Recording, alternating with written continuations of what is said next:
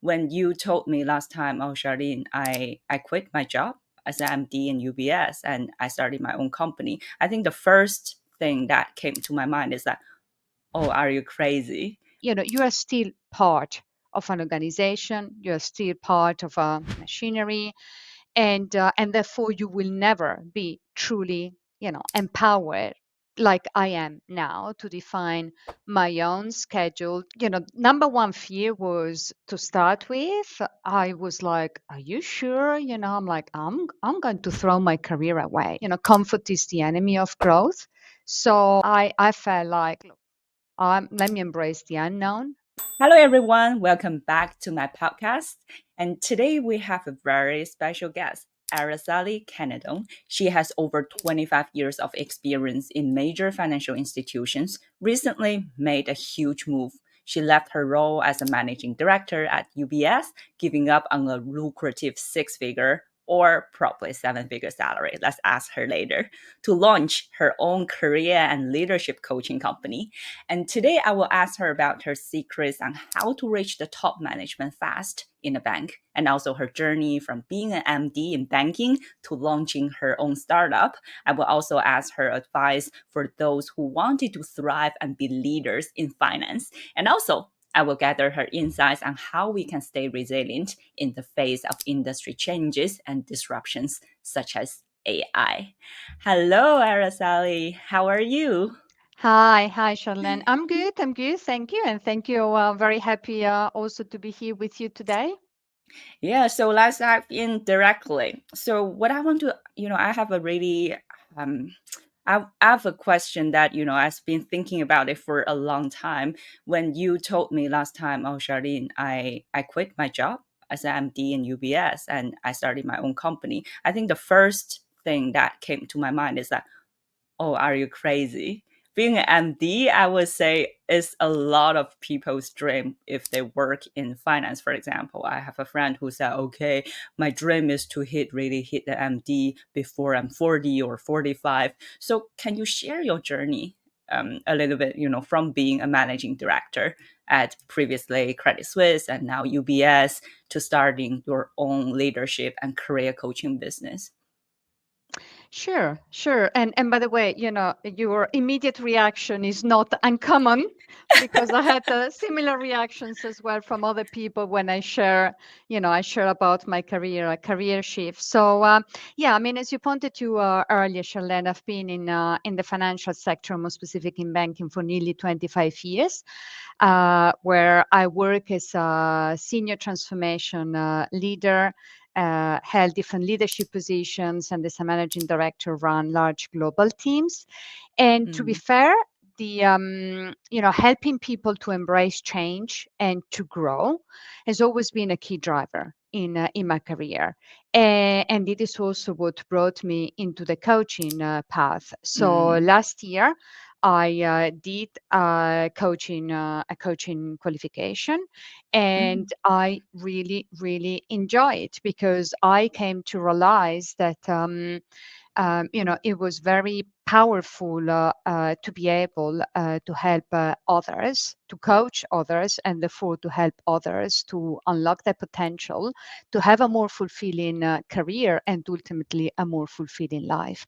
So, the positive energy that I was getting, it also, helped me to realize that this was Mm. a good shift, in a purposeful way as well, to my career. Yeah, I can imagine, for example, how inspired you are, to other people in terms of, you're not only transforming other people, right, within the sector or even beyond the sector, but also transforming yourself from internal, I would say, big financial institutions executive to a startup owner. So I was wondering, so you can also, for example, people may ask you, you can also, inspire other people, transform other people within a top financial firm like UBS. And what inspired you to leave your successful banking career to start your own coaching company? You start something totally new, and after so many years, anything that in particular you wanted to share with us? Well, I guess that, beyond my desire, to fully dedicate my time to help people to grow, there was also an element of empowerment as well. Mm. Because the reality, and it is a very interesting point, because few people have been telling me, oh, but you had the senior position and therefore, Exactly. Yeah, I don't you were understand. empowered. Yeah. But I mean, it's fair to say for anyone who has worked in a corporation, and you have worked in a corporation as well, I think we all know that at the Mm. end of the day, you are still part of an organization, you are still Yeah. part of a machinery, and therefore you will never be truly, empowered like I am now to define my Mm. own schedule, to define, last week I went to the Netherlands for a conference. It was my own choice. It is also my own choice. Who am I going to be spending the time with? Mm. And this sense of freedom, of empowerment, is actually Mm. very, very, very rewarding. And I've been telling, to my former colleagues and to my friends, is something that has no price.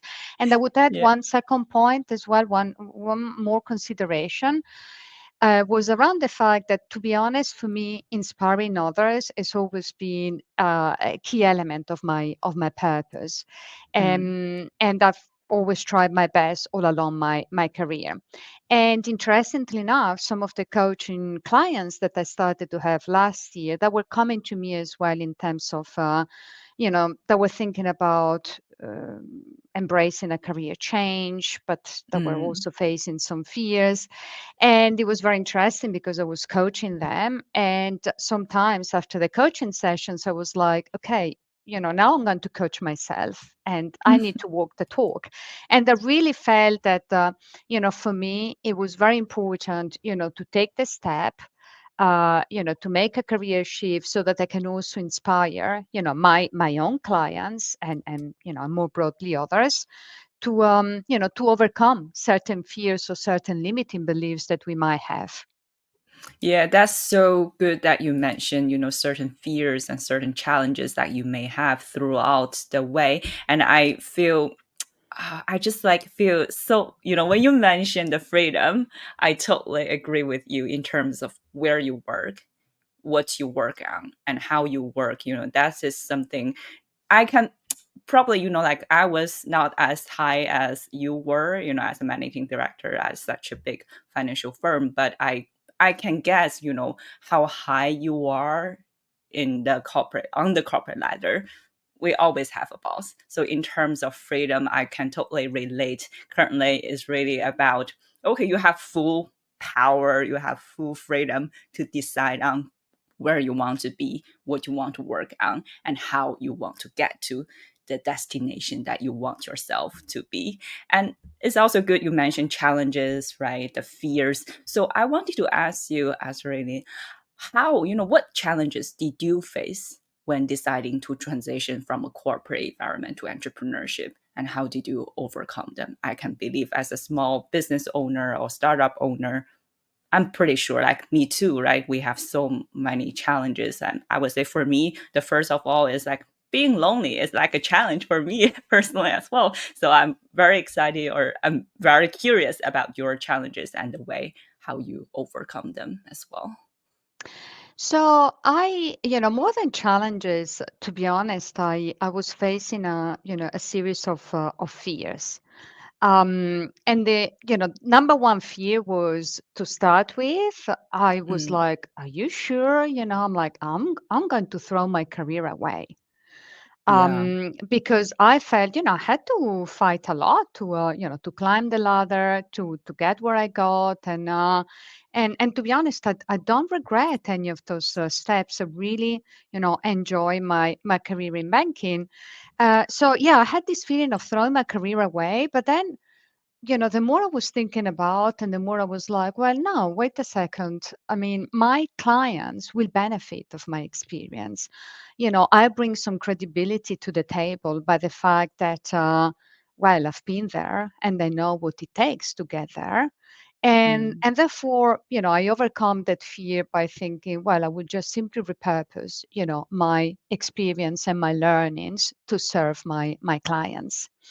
Then I had the second fear, which was, of course, the fear of unknown, right? I mean, Mm, I don't know. Am I going to be successful with my own business? Am I yeah. going to attract the right clients that I want to? I mean, it's early days, right? But I truly believe, and it is not the first time I'm taking a bold decision in my career. So I truly believe that, comfort is the enemy of growth.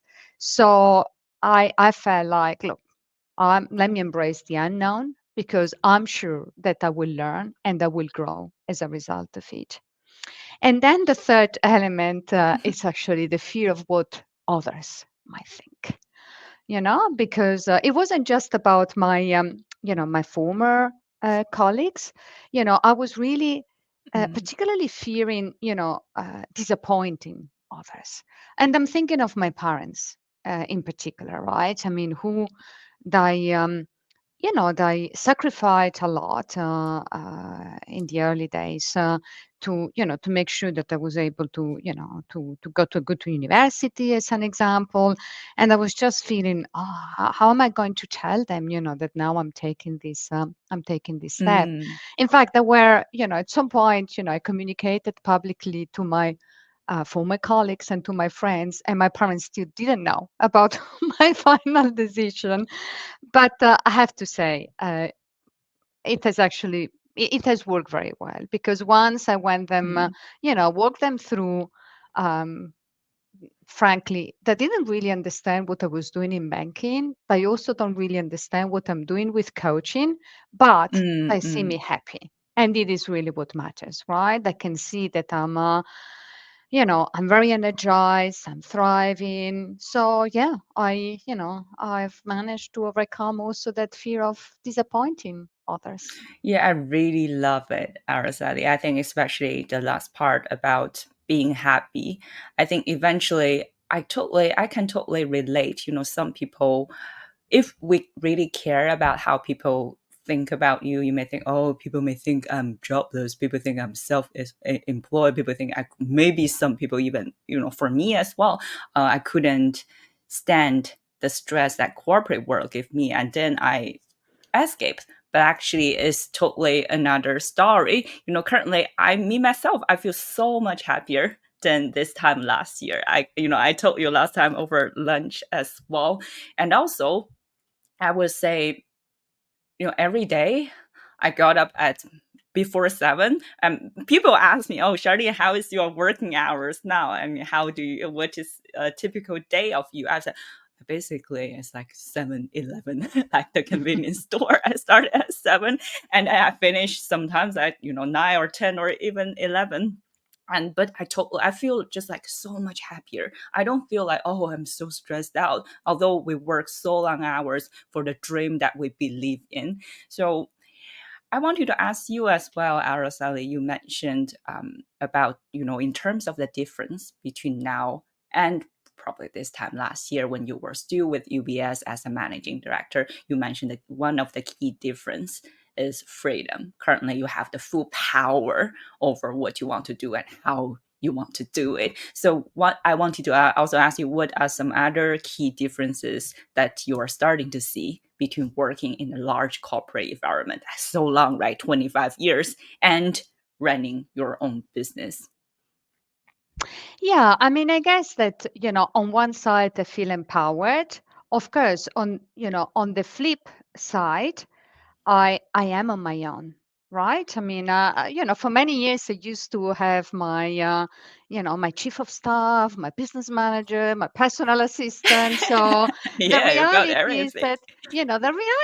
that, now, I am, and to be honest, sometimes I still feel like, oh, let me call Aga because I cannot find this document. She's Let me still call my my chief of assistant. staff. Where's my Yes. assistant? you know so it is fair to say that I am on my own, but on the other hand, because I've been on my own, for example, I did my own website truly on my own. I've started to, for example, over the last few weeks, I was Mm, working on my marketing flyers. I use Canva, or I started to send client surveys, to my coaching clients using Mailchimp.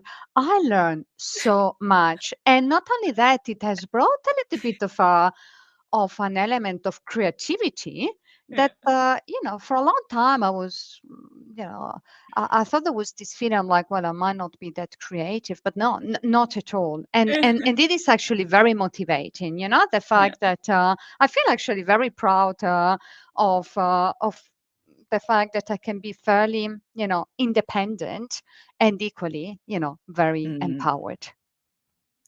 That's so cool you mentioned that. I mean, I love your the way that you say it as well. And I could totally relate. You know how long it took me to set up my tech thing, like for example, the Microsoft softwares and all this kind of camera podcast. I think, everything I can still, everything um I know I still need to improve on, the quality of camera. But, even now, it took me so much time. Before, when I was in banking, when I was in JP Morgan, or even before as a journalist, I was always, having someone, who could help me to set up the camera for a webinar or for a online offline events. And now I need to figure out everything by myself. And I think I'm such an old school person compared with my peers. And then it just took me a lot of time. Where's the assistant? I could totally relate. But yeah, in the meantime, I also learned a lot, from different aspects of the business, how to train a team, how to set up a business, how to do all the tax kind of thing, the accounting, marketing, like you mentioned, how to design even, a website is so exciting, so challenging, but very exciting as well. And Araceli, I realize I currently you're also looking for a non-executive board role for some other, companies. So I was wondering, what is your main motivation? I thought being an entrepreneur is already quite very, very challenging and already takes you a lot of time. So what is your motivation to look for board role currently for another company? Look, my view is that I believe I can help other organizations to be successful with their own, strategy and its execution with my leadership and transformational experience. And to be honest, it is well known that we live in a very fast-paced environment, and organizations are, struggling as well to cope with this fast-paced environment. And I believe that with the resilience that I bring to the table, because I've Hmm. embraced a lot of change in my career, not only in my professional life, but also in my personal life. I live in, multiple countries. I speak fluently 5 languages. I really think I could help, organizations also to, nurture trusted Mm, relationships, and to embrace change. So I felt, and I also felt it was complementary, to my coaching business, because I thought, mm, well, I can still somehow have a connection, to an organization within, being part of the actual, operational side, but still leave a little bit of an anchor to the corporate world, and leverage my own experience. that is so inspiring. And then next topic I really want to explore together with you is actually your expertise, your advice for those people who want to be leaders, who want Hmm. to be successful in finance. I know currently is also one of the key areas of your services to other people as well. But today we're lucky we can have a lot of free advice from Araceli. So like I mentioned, Araceli, and also you've been with the industry for 25 years in banking, especially. So, what are some key lessons you learned, I would say, from the past 25 years in banking that can help professionals aiming for senior roles? I know you have such a kind of a focus, right? You focus on those people and those audience, those potential clients to get a senior position in banking. So any key lessons that you wanted to share with us? Yeah, I could spend, hours talking about this. But if I had to choose, three key elements, I would say, first of all, I think my integrity and authenticity is what has built my reputation, not only in my last organization, but also in the prior organizations where I work for. Mm-hmm. So I always believe that it was very important for me to stay true to myself, and that means also, having the courage to speak up in the corporate world. Then I would say the second element is about, working hard and being perseverant. Things might Mm, not always work, and things didn't always work in my favor, but I've been well known, for having a never give up mindset. So, and I understand, by the way, that that's a key skill as well when you build your business. So yeah, yeah. I thought, okay, being perseverant, it's been for me another key success criteria also for my career in banking. And then the third element is about networking and Mm, having allies who have really helped me to grow. When I started my career, I was coming, more with the mindset, okay, as long as you do a good job, mm, focus, on delivering.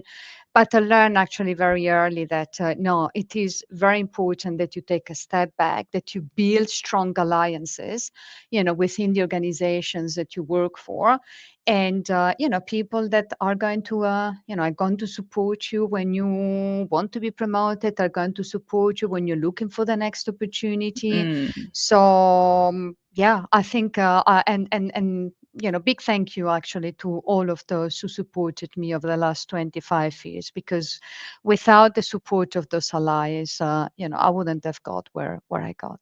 Yeah, totally. Yeah, totally. I can relate as well. Araceli, you've been in the industry for 25 years and you've seen a lot. So I wanted to ask you also from banking professionals' perspective. So what are the key skills and competencies are really crucial for those people aiming to secure senior leadership roles in finance? So currently, probably some people will say, oh, you need AI. Everyone talks about AI. And someone may talk about, oh, you need to know finance. You need to have a CFA charter holder. You need to have an accountant. If you want to succeed in this role, what is your key takeaways? If I want you to also summarize, I don't know, maybe also 3 points. What key skills are crucial for professionals who want to be successful in banking or in finance overall currently? Look, I think, beyond, the technical skills, which will vary, from job to job, I think there are a series of leadership skills which are, from my perspective, a must. Mm. If I had to choose three, I would Yeah, say, I know you can talk for yes, hours I on would this. say, well, first of all, it's about, emotional intelligence and integrity, because at the end of the day, that's the best way for you to create trust. And when, if you're looking for a leadership position, it's very, very important that you create a safe and trusted environment to those who you will be leading, so that I can, Mm, speak up, and you create this feeling of, you always used to tell my teams, for me, it was very important, especially in the crisis scenarios, that I created this feeling of being in this together, right? mm, Then I would think the second point is about adaptability. Yes, there are new trends. Everyone is talking about AI as an example, yeah, although it's yeah, not, exactly. such of a, AI has been there out there for a while. I think it's very important that whoever wants to go into a leadership position, he or she needs to remain adaptable. So embracing change, in a positive way rather than resisting change. And then I would think, the third point is about strategic thinking. So Mhm. don't think about, just the short term, but also in the longer term. What are you looking to achieve? And very importantly in that context as well, what is, I truly believe that it's important to lead with purpose, and therefore to think about, what motivates you, what makes you thriving. Because if you do things with passion, everything else will follow. Yeah, I totally agree with you, Araceli. And you mentioned adaptability and lead with your integrity, and Mhm. also what's the other one? I'm going to do Strategic it. thinking and leading Yes, with purpose. strategic Yeah. leader, leading with purpose. And I'm also very, very curious about one topic. Is like you are, you're a woman, a female leader in finance is also kind of like a very hot topic currently in the industry or even beyond the finance industry. And I'm so impressed like you how much you have achieved in the banking industry already. So I wanted to ask or gather your advice on how can women in general build confidence in their expertise and decision making within the financial industry, because we've seen so still, let's just face it, the industry is still pretty much dominated by male, right? I don't know your previous manager. I believe, I don't know, is a male or a female, but It's I would say actually a female, but I had a actually lot a of, female. majority of my career actually had male managers. Yeah. Yeah, I could, I can totally relate as well. Pretty much, I would say 7 or even 80 or even more, in terms of board roles and still in the financial industry or really top senior executives in the industry. So how can women build confidence? How can women, thrive in this industry based on your own Yeah. personal experience? And you touch on, that I mean, did this all down, to boost your confidence, right? And I think there are two elements which are important. The first one, it goes back to what I said before in terms of career progression, which is, Mm. building allies who can help you to boost your confidence, who can reassure you, you are doing well. And find role models as well, people who you see within your own organization that, oh, that's who I would like to be. Because then, you can observe as well how they behave, how they present themselves. So that's a great way of learning. And then on top of it, I think, continuous learning also to stay up with, with market and industry trends is very important. So I've done a lot of, along my day-to-day job, I've done a lot of trainings in my career. So when I did my executive coaching training last year, it wasn't the first time that I was doing something on the side, because I always felt that it was important to, to build my own confidence as well. I'm someone that, I need to know what I'm talking about. So I'm, having a little bit more, getting more reassurance by knowing the content as well was, it's been very, very important. So yeah, allies, role models, and continuous learning. Yes, so great you mentioned alliance role models. I think in another ways, some people, when I was in my really early stage, people say, oh, find allies, or find role models, and even get a mentor. So a lot of people, they also told me personally, Charlene, I think it's very important to have your mentor, to have your sponsor in the finance world, and who can really help you, guide you. That is super important. Even before you enter the finance industry, if you want to enter the finance industry, it's also very, very crucial or very great to have a mentor who can guide you through the journey as well. So I also wanted to gather your thoughts, Araceli. How important to you is mentorship in the finance world, and how can professionals find mentors to guide them in their careers? I know some people are people laugh at it when some cases are like this. For example, oh, can you be my mentor? I don't think Personally, I don't think that's the right approach to do. So do you think it's important? And in your view, how do you advise people to find mentors? So, well, first of all, yes, it is very important. And I can tell you that I've been a mentor myself for many, many years, but I also had mentors myself as well. Yeah, for you. And, it was, for example, at some point in my career, it was when I was in London. Well, I guess almost 20 years ago, where it was through one of my mentors that, for example, I found another opportunity within the organization because he was someone who really believed in me, in my potential, and it was a great move, for my career.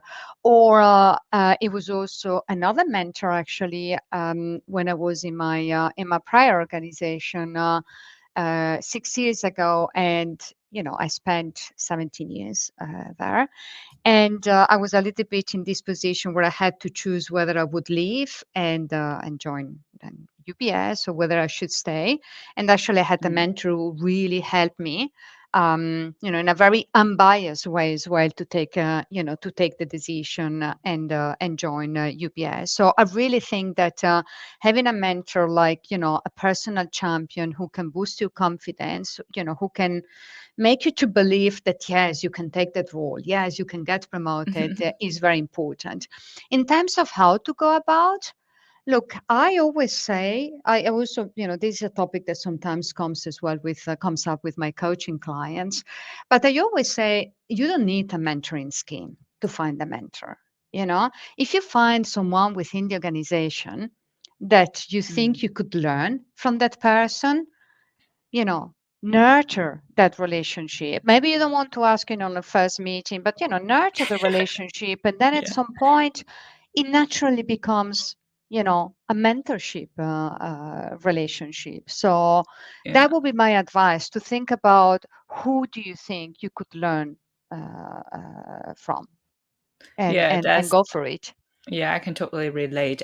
When you mention nurturing the relationship, I think I also talk about this exactly the same topic with another friend as well. And then we mentioned it's like you don't ask a person at the first meeting, "Do you want to be my girlfriend or boyfriend?" It's pretty much the same, right? You nurture the relationship first, and then at some point, it's very natural to become a girlfriend, boyfriend, to become a mentor and mentee as well.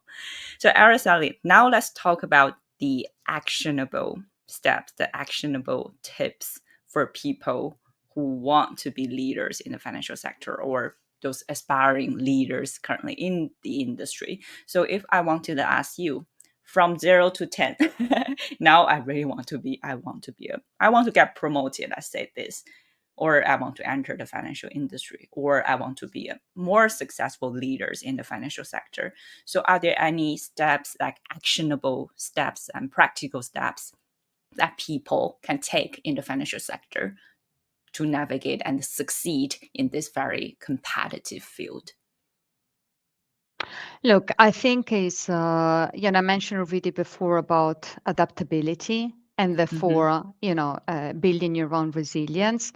If you're looking for a new opportunity, the current environment is not an easy environment, right? There are many organizations out there in the financial sector who are going through restructuring programs. So I think you need to bring with yourself a certain level of resilience. To find out the right opportunities that will help you to grow. And I think it's also an element of thinking about, look, what differentiates you from others, what is that you bring to the table that others might not bring? And I have very often this, this discussion with some of my coaching clients who are looking, to embrace, career change. Sometimes can simply be like a job change. Sometimes can be, they aspire to a promotion, or sometimes they might be thinking even to change the sector, right?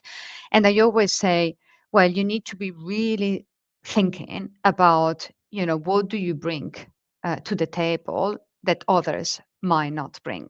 So, for Mm, example, when I was going through this, self-reflection myself in the context of the non-executive board roles, I thought, well, there is an element about my adaptability and my resilience, both in the corporate life because of the jobs that I had, but also in the, in my personal life that would probably, distinguish me from, from others. And then I would think, a third element which is important is networking.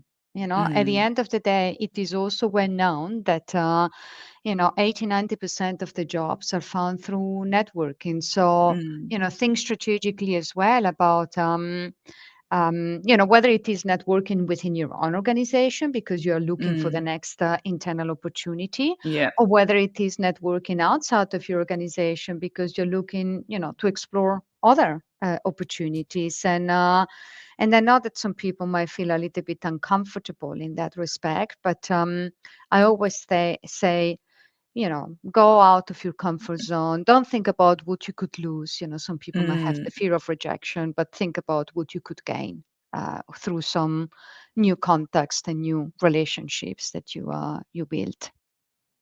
Yeah, Araceli, I totally agree with you.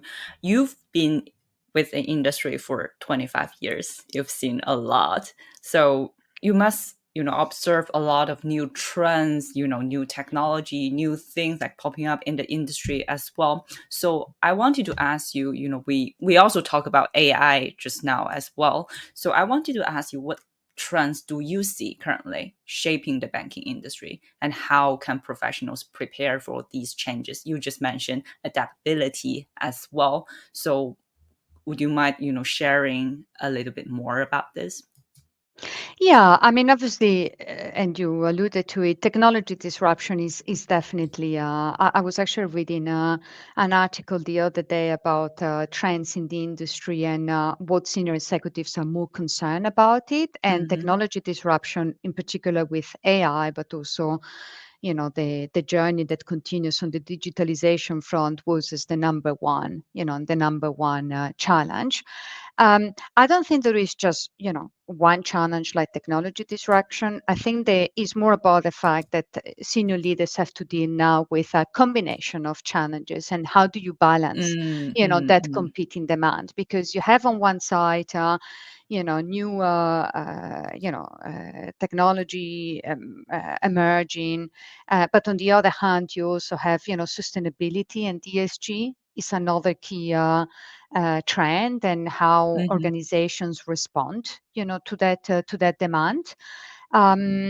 Then you also have other trends, that we are seeing around the fact of also from a well-being point of view, right? It is mm, well known that the rates of burnout are increasing quite significantly. In fact, the EU has just mobilized a new initiative now to look at what measures can be taken to decelerate the rate increase that we are seeing. So from my perspective, and of course on top of this, there is also an economic turn down and an mm, unstable geopolitical situation. So from my perspective, the best way to prepare for those changes is really to also take a little bit of a step back and understand how the competing demand can be handled, and specifically when it comes to topics like fintech or ESG. mm. I go back to continuous learning, right, and get acquainted with these new with these emerging topics, so that you can be ahead of the learning curve. Yeah, you mentioned a lot of challenges. I mean, oh, ESG. I mean, it's a trend, it's a challenge, it's also an opportunity as well, and also technology. I would say it disrupting the industry, but Yeah. also providing opportunities. Absolutely. And to be honest, I was in a conference last week, and AI. I think every conference that you go those days, AI is in the agenda. And we Yeah. discussed, right? We discussed that there is a little bit of a tendency right now, I think, to position those trends as key challenges, but they are equally great opportunities, For with professionals. Mhm. technologies, with AI is it's a great example. We were looking at how much certain processes could be simplified, could be automated for, in that specific case, for example, was for HR leaders to then focus on the Mm. true added value of the process change. So or I always say, in the context of, there is an uncertainty also about, because of the economic turndown, about, whether people, will carry on with the job that I have. But it's a great Mm. opportunity, also to learn some new skills, right? I always say, embrace change and take this as an opportunity rather than, resisting change.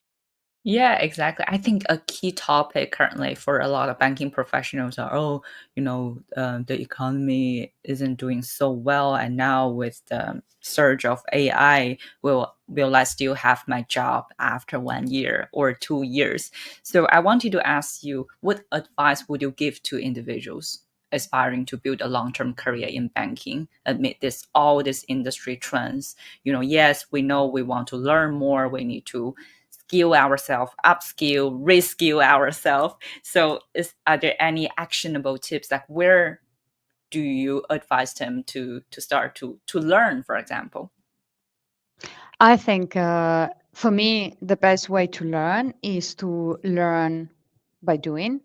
And therefore, I would recommend to change jobs. I Mm, always did every 2 to 3 years. There was a new opportunity that came up, and it was a great way to learn, mhm. to go out of your comfort zone and to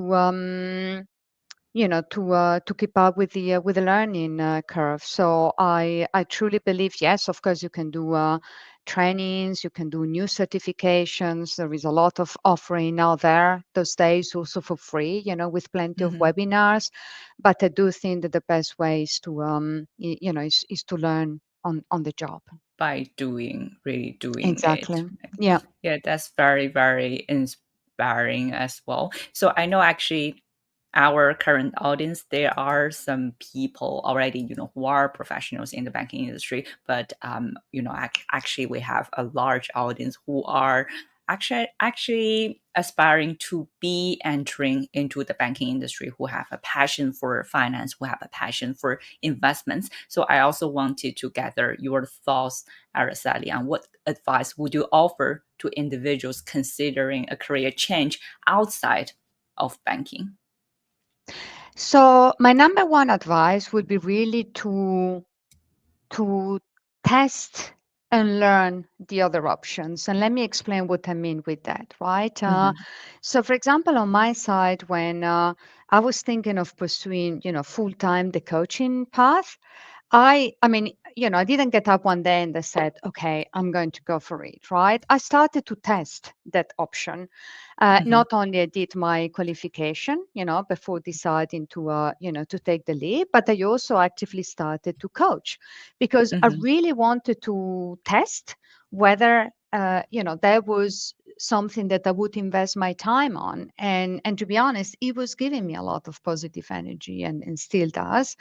And I think that's very important because sometimes, people might think about doing something, and then when they start to do it, they might realize, when they take that career change, they might realize that is not necessarily what I Mm, thought. So you can do a lot of, self-reflection, and I think that's very important to deep dive on who you are, what you want, what is your purpose. But I also think that, testing a little bit those other options is very important. Yeah. And also you mentioned networking. I believe for those people, if you want to enter the industry, no matter which industry it is, you also mentioned networking is very, very important for your career progression. Lastly, could you give us some very effective networking tips, since you also mentioned for your own career coaching business, networking plays a very, very important role as well.